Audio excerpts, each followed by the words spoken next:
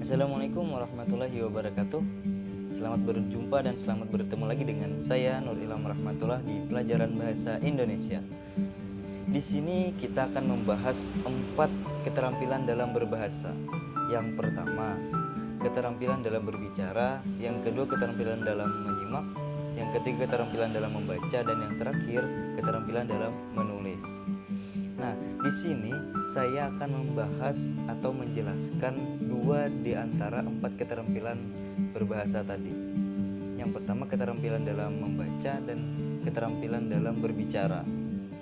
Sebelum kita lanjutkan lebih luas lagi, marilah kita dukung channel ini dengan subscribe, komen, like, serta share video ini sebanyak-banyaknya agar lebih bermanfaat untuk teman-teman lainnya dan semoga channel ini lebih berkembang di kemudian harinya. Kita masuki yang pertama, materi tentang keterampilan dalam membaca. Keterampilan membaca ialah sesuatu yang lain atau berbeda dari bisa membaca. Kenapa? Karena bisa membaca itu mudah dan terampil dalam membaca itu yang sulit, karena harus menguasai teknik-teknik atau keahlian khusus yang harus dimiliki oleh si pembaca. Contohnya, ada seseorang yang bertanya, apakah di Indonesia ini orang bisa membaca? Maka rata-rata jawabannya iya. Dan sebaliknya, apabila pertanyaan tadi dibalik, apakah di Indonesia ini orang-orang terampil dalam membaca? Maka jawabannya belum tentu. Kenapa? Karena ya kembali tadi, harus memiliki keahlian khusus dan teknik-teknik yang harus dimiliki. Di pertemuan kita kali ini, di dalam pelajaran keterampilan membaca, saya akan memfokuskan pelajaran kita yaitu membaca kritis. Membaca kritis ini sangat-sangat ditunggu-tunggu oleh mahasiswa-mahasiswa di universitas tinggi. Dan membaca kritis ini sangat dinanti-nantikan karena membaca kritis ini bisa menunjang, bisa membantu kita dalam perkuliahan nantinya. Membaca kritis ini adalah suatu kegiatan yang mana tujuannya untuk memahami secara detail dan bisa nantinya menganalisis serta mengkritisi bacaan-bacaan tersebut. Membaca kritis ini kita tahu harus mempunyai keahlian-keahlian khusus atau teknik-teknik yang dikuasai oleh si pembaca. Nah, di sini saya mempunyai rumus-rumusnya yang saya singkat yaitu SQ3R. Apa itu SQ3R? Yang pertama survei, yang kedua question, yang ketiga rate, yang keempat riset, dan yang terakhir yaitu review. Kita masuk yang pertama yaitu survei. Kenapa kita harus melakukan survei? Yaitu untuk mengetahui isi atau kandungan yang ada dalam bacaan tersebut. Dalam melakukan survei, kita harus melakukan langkah-langkah yang harus dilakukan untuk tercapainya pembaca kritis ini. Yaitu yang pertama membaca judul, yaitu biasanya terdapat di depan buku tersebut. Dan yang kedua itu membaca pendahuluan atau paragraf-paragraf, yang mana kalau kita membaca pendahuluan biasanya di sana ada terdapat kata-kata si pengarang yang mana itu bisa menjadi rujukan atau gambaran dari keseluruhan buku tersebut. Lalu selanjutnya yaitu membaca headline atau yang bercetak tebal atau judul tiap peta atau bagian. Biasanya terdapat di setiap paragraf-paragraf dan di baris pertama. Terus yang terakhir yaitu membaca pertanyaan di akhir buku tersebut. Ketika kita sudah melakukan langkah-langkah tersebut, maka kita sudah memenuhi langkah yang pertama yaitu survei.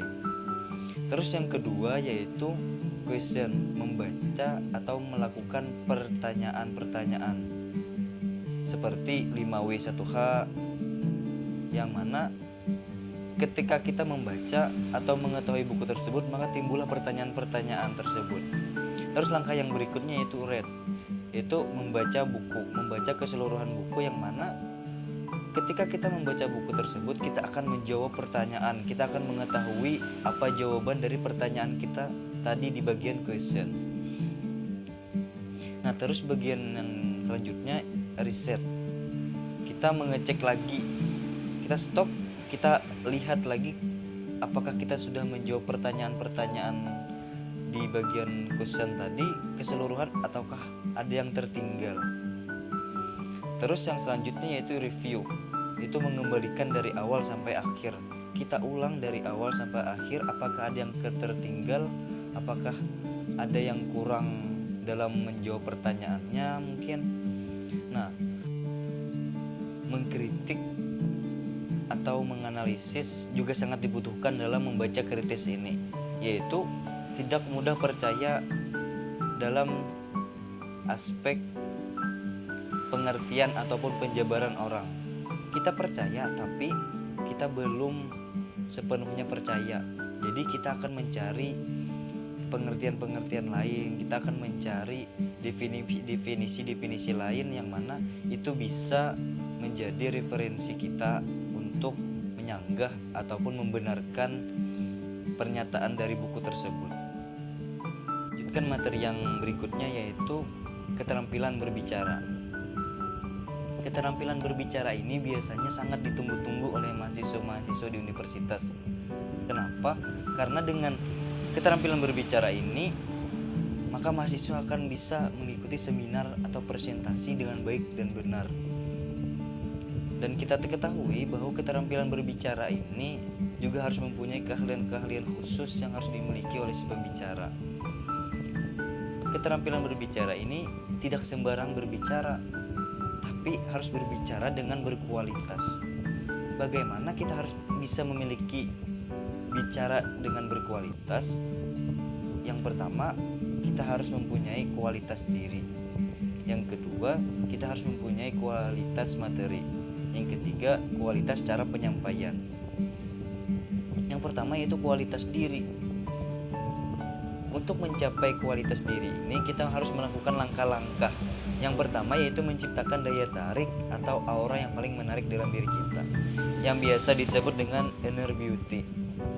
Terus yang kedua itu fokus kepada pendengar. Karena pendengar ini beda-beda tipe. Setiap orang mempunyai bedanya tipe yang masing-masing.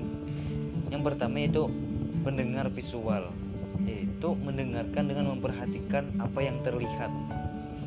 Terus yang selanjutnya itu pendengar logika. Nah, pendengar logika ini itu mendengarkan dengan memperhatikan data apa yang disampaikan, data apa yang akan disampaikan. Terus yang selanjutnya yaitu pendengar perasaan. Pendengar perasaan ini dia mendengarkan dengan emosional, dengan perasaannya. Terus yang selanjutnya yaitu pendengar imajinatif. Dia mendengarkan dengan menggambarkan apa yang disampaikan. Terus yang selanjutnya yaitu pendengar yang penting enjoy, yang penting bahagia, yang penting asik ketika mendengar penyampaian si pembaca. Terus bagaimana kita caranya memuaskan semua tipe tersebut? Nah, jadi kita harus belajar, kita harus mencari tahu bagaimana sih tipe-tipe ini, bagaimana sih orang-orang yang mempunyai tipe ini, apakah kita harus seperti ini, apakah kita seperti ini. Nah, kita harus belajar agar kita bisa memuaskan semua tipe-tipe ini. Terus yang selanjutnya itu menguasai proses. Jadi kita harus bisa menguasai proses dari awal sampai akhir. Terus yang selanjutnya itu kepercayaan diri. Bagaimana kita bisa membuat kepercayaan diri ini? Yaitu yang pertama yaitu bisa mempunyai persiapan. Dan ini yang paling penting. Terus yang kedua yaitu berpikir positif. Kenapa kita harus berpikir positif?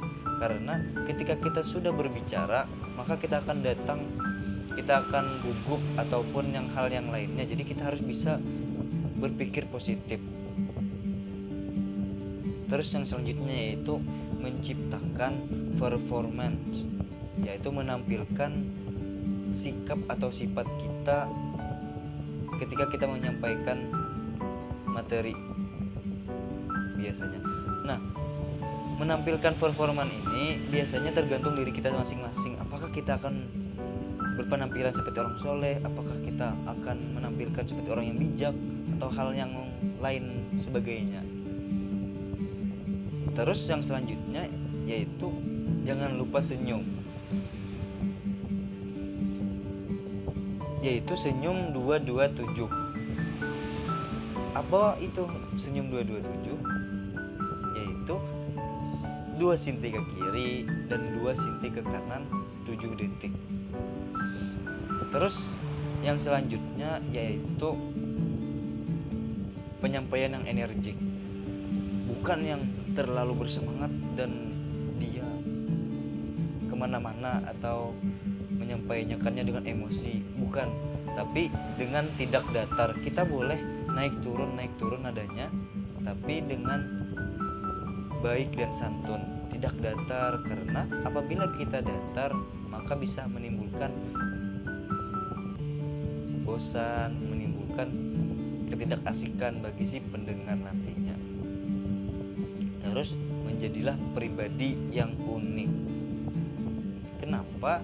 Karena biasanya pribadi yang unik ini sangat mudah dikenal dan diingat oleh si pendengar. Terus yang selanjutnya yaitu menciptakan materi yang berkualitas. Bagaimana kita bisa menciptakan materi yang berkualitas? Yaitu dengan kita mengkaji, kita mencari dan membaca-baca buku untuk dijadikan sebuah materi. Dan ketika kita sudah menciptakan materi yang berkualitas, kita juga harus bisa menyampaikannya dengan berkualitas, yang mana jangan sampai materi kita menarik dan berkualitas tetapi kita tidak menyampaikannya dengan berkualitas ataupun menarik. Dan sebaliknya, ada materi yang tidak menarik tetapi kita bisa menyampaikannya dengan menarik dan berkualitas. Mungkin sampai sini saja penjelasan dari Ulun tentang keterampilan dalam membaca dan keterampilan dalam berbicara ini. Semoga dapat diambil pelajarannya dan diambil sisi baiknya. Apabila ada kesalahan atau yang tak nyaman dipandang ataupun didengar, itu murni dari diri Ulun sendiri. Kalau ada konsultasi atau mau mengkritik, silahkan di kolom komentar. Dan ulun akhir dengan wabillahi taufiq wal hidayah. Wallahu muwaffiq ila aqwamit thoriq. Wassalamualaikum warahmatullahi wabarakatuh.